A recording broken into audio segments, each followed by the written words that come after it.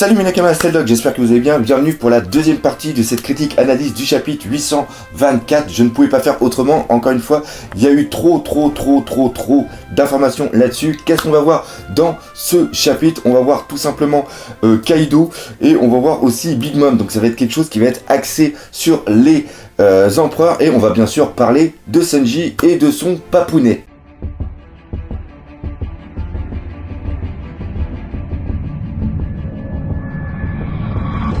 Donc on va commencer par parler de Kaido. Kaido et son équipage, son rêve c'était bien sûr d'avoir le plus gros équipage qui était constitué de gifters, et à cause de Luffy et de l'eau, maintenant il ne peut plus mettre son rêve en place, c'est-à-dire qu'il a fait la moitié de rêve, et ça va être quand même super important. Ça montre quand même qu'il est hyper énervé, et on sait aussi que Ichiro Oda apporte beaucoup d'importance au rêve.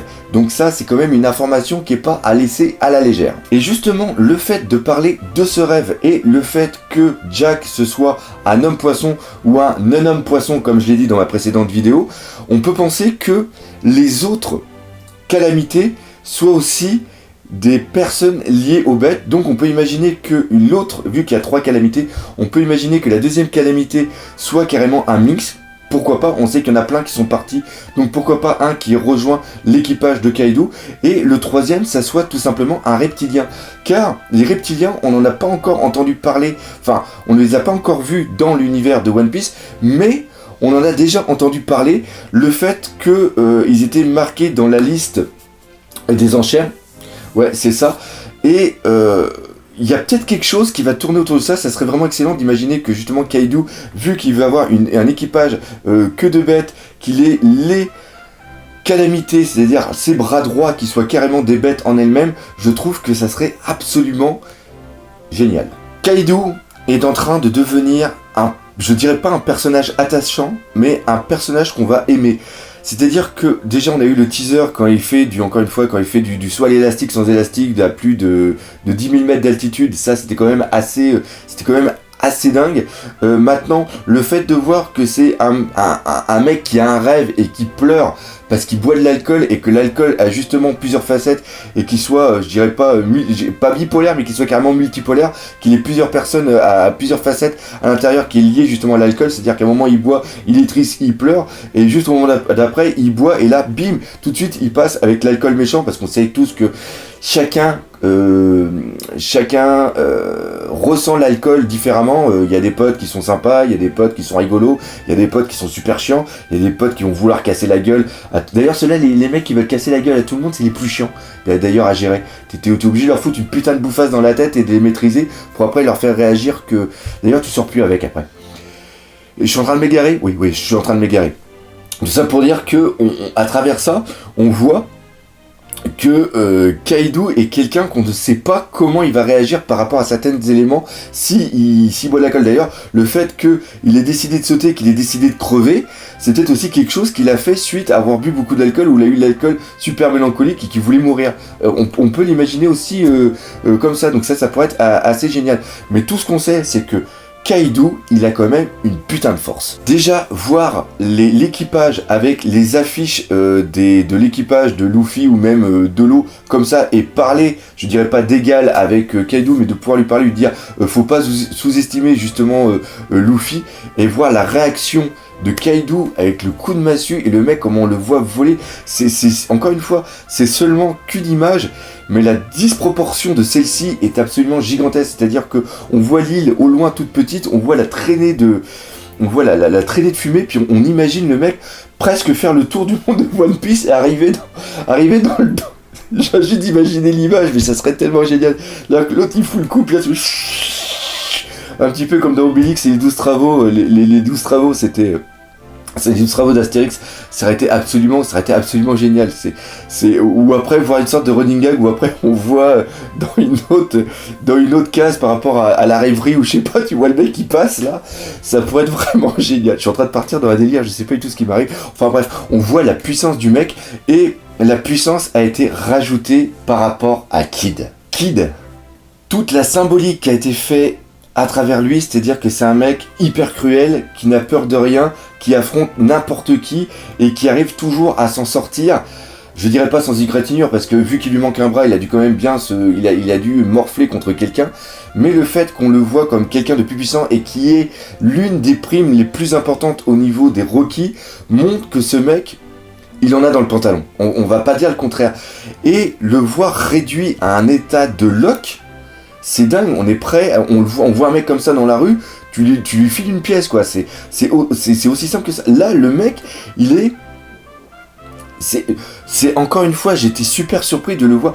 On peut l'imaginer dans la cellule assis parce qu'il en a, qu'il est mauvais d'avoir perdu contre Kaido, mais le voir, la tête, la bouche en sang et tout ça, c'est absolument dingue. Alors, pourquoi il s'est passé ça? C'est simple, c'est que l'alliance qu'il a mis en place quelques temps avant a complètement volé en éclats. Apu, comme on l'a vu, il a décidé de vendre son cul, et encore une fois, j'ai dit cette réflexion-là dans la réaction live, mais je m'en suis même pas rendu compte. C'est quand je l'ai lu dans les commentaires que je me suis dit, j'ai quand même pas dit ça. Donc oui, j'ai dit, donc je le redis encore une fois ici. Il a tourné sa veste, il a vendu son pub, et maintenant il est avec Kaido, donc on peut parfaitement, vu que c'est quelqu'un qui est lâche, qui a été aussi montré dans les petits flashbacks, dans les petites histoires, quand enfin non, c'était carrément je sais plus si c'était dans les petites aventures qui étaient sur le devant, mais on le voit en train de fuir des gros sangliers. Donc c'est toujours quelqu'un qui fuit. Pareil, quand il avait lâché un coup à Kizaru, on l'a vu après fuir. Donc c'est pas quelqu'un qui est super fiable. Et là, quand il a vu justement Kaido, et que peut-être que Kaido a commencé à envoyer une ou deux patates, l'autre il a dû dire non, c'est bon, moi je suis avec toi. Maintenant pour Hawkins. Hawkins, lui, nous a fait un remake de Patrick Bruel, c'est-à-dire qu'il a dû faire comme Patrick Bruel qui joue aux cartes au poker, il a dû sortir ses cartes, il a dû faire les probabilités, et comme Gonzalo il l'a dit dans sa vidéo, probabilité de réussite moins 15 000. Moins 15 000%. Donc lui, il a dû regarder après Kid, il a dû lui faire comme Patrick Bruel, on va se donner rendez-vous dans 10 ans. Même jour, même heure, même port. On verra quand on aura 30 ans, sur la place de Lockdown. Oui, je chante très très bien et je m'épate tout seul là d'un seul coup. Et je pense que Kid avec Killer, eux, ils ont carrément envoyé du steak, ils ont foncé dedans et ils se sont fait rétamer, mais lamentablement. Et là, encore une fois, ça montre une différence. Et la phrase que dit Kaido est absolument fantastique. Vous n'avez fait que jouer aux pirates. Et là, on rebondit sur le titre, le jeu des pirates. Et je trouve ça tellement bon que je trouve ça le petit jeu comme ça là, il est absolument génial. Et là, ça montre franchement que, vu comment on a chié Luffy contre Doflamingo et vu la puissance qu'a l'air d'avoir Kaido, Luffy n'a pas encore la technique pour arriver dessus. Et là, je vous prépare une petite théorie, je pense que vous allez apprécier. On va parler maintenant dans cette dernière partie de Big Mom et tout ce qui va se passer par rapport au mariage de Sanji. Premièrement, on apprend que l'univers, le royaume de Big Mom est un royaume hyper étendu qui doit être défendu par différents postes de reconnaissance qui sont les postes entre guillemets TART. Là, on a le TART 28 et là, j'ai oublié de parler de quelque chose tout à l'heure et là, ça va me permettre justement d'en parler. C'est tout simplement que le fait que le gag de l'équipage qui soit affamé va être hyper important pour la suite. Ils vont arriver aussi en suivant la route sûrement par rapport à Tart 28 ou une autre tarte. Et le but de ces points de défense, c'est de détruire tous les bateaux qui n'envoient pas le signal qu'il faut par rapport au Denden Mushi de reconnaissance. Et que pensez-vous qui va se passer quand un équipage affamé va arriver près d'un poste de reconnaissance en forme de gâteau et qui a l'air d'être du gâteau? Ils vont te le bouffer, le poste. C'est aussi simple que ça. C'est-à-dire que là, on voit un lien, voir leur tête complètement affamée avec des têtes complètement bizarres, puis aller esquiver les bastos ou les boules de canon ou quoi que ce soit, et carrément aller bouffer le truc, ça pourrait être absolument génial. Et en effet, c'est là où on voit l'utilisation du gag qui avait été fait en préparation. Sur le bateau de Big Mom, on a une conversation entre Tomago et Sanji, et Tobago justement annonce à Sanji que il va faire maintenant partie, qu'il arrête de faire le dur et qu'il fasse partie de la flotte et entre guillemets peut-être aussi de la famille de Big Mom à travers le mariage, car c'est la volonté de son père.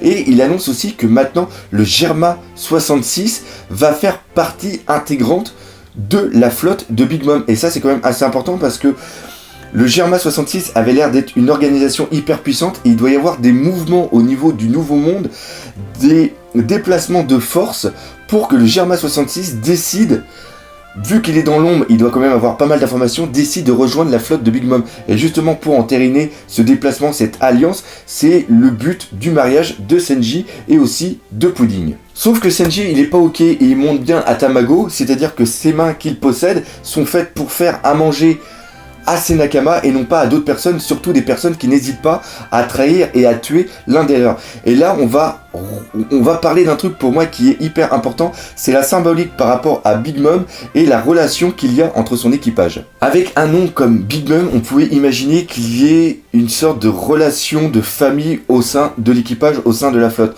En plus, le fait aussi qu'on ait maintenant Capone qui soit à l'intérieur et qui lui aussi symbolise le parrain et la famille pour les parrains était quelque chose de super important.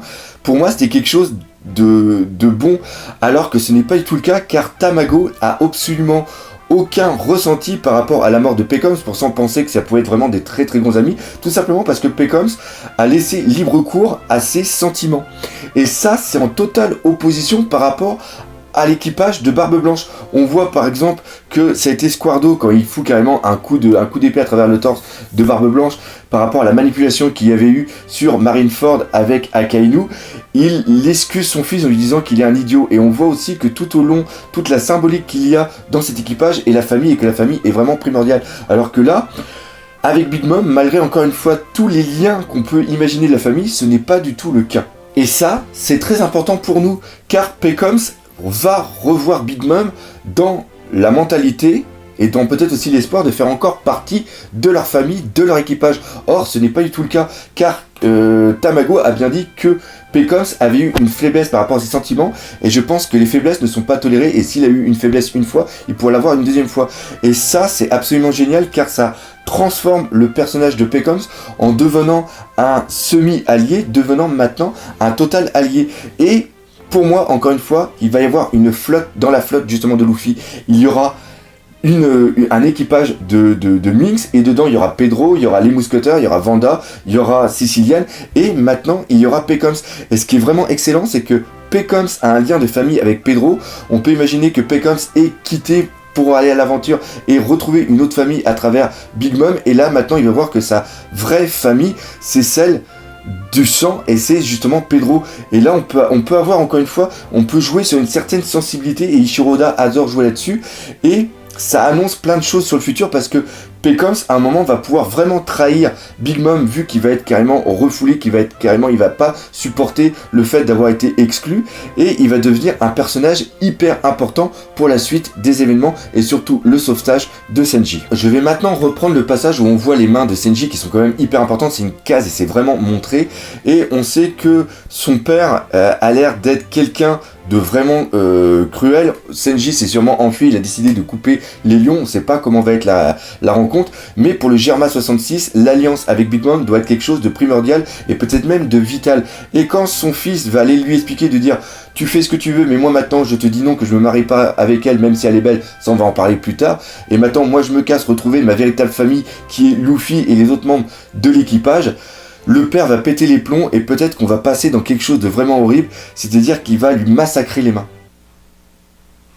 Ouais, là j'ai foutu un blanc, parce qu'on peut imaginer quelque chose de vraiment terrible, c'est-à-dire que les mains, c'est l'outil de Senji, il en a vraiment, c'est vraiment une très grosse importance, c'est-à-dire c'est pour ça qu'il combat avec les mains dans les poches, pour pas s'abîmer les mains, parce que les mains sont faits pour faire le bien, et les pieds sont faits pour seulement défendre et attaquer les personnes. Et là on peut imaginer que son père, pour forcer Senji à faire le mariage, de lui dire si tu fais pas ça, je vais te mettre les mains que tu tiens tant, je vais te les massacrer.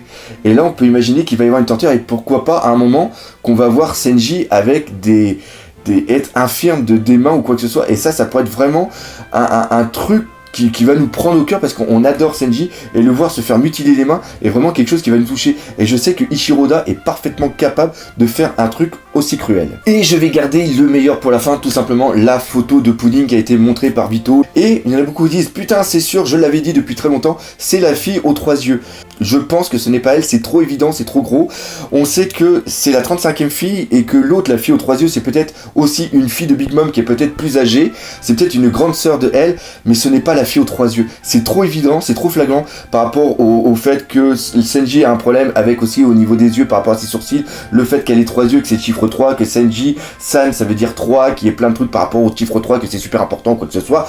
Moi, je pense que c'est trop évident et que ce n'est pas du tout elle, mais si je me suis pas planté, et je pense que je ne me plante pas, je pense que c'est quelqu'un d'autre, que c'est une fille beaucoup plus jeune, que c'est une sœur plus jeune de la fille aux 3 yeux. On verra dans quelques mois, dans quelques semaines, dans quelques mois, dans quelques années, ce qui va en être concrètement, mais retenez bien cette vidéo comme quoi que le doc a dit que la future mariée n'est pas la fille aux 3 yeux.